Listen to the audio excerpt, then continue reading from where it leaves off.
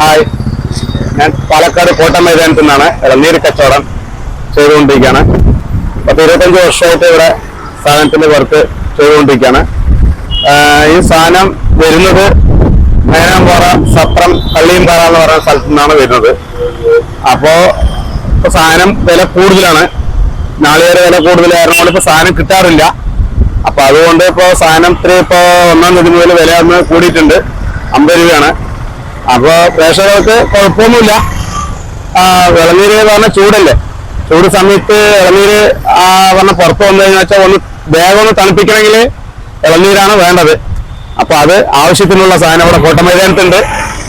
ഇളനീര് കുടിക്കണമെന്നുണ്ടെങ്കിൽ കോട്ടയം മൈതാനത്ത് വരിക, നമ്മളുണ്ട് ഇവിടെ നിങ്ങളെ തണുപ്പിക്കാൻ.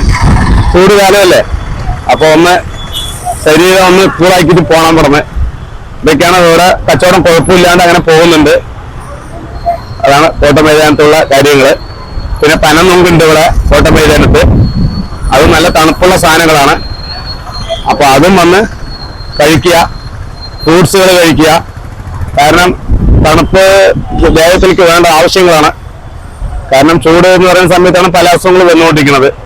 അപ്പൊ അതിന് മാക്സിമം നമ്മൾ ഇതാക്കിയിട്ട് മുന്നോട്ട് പോവാം.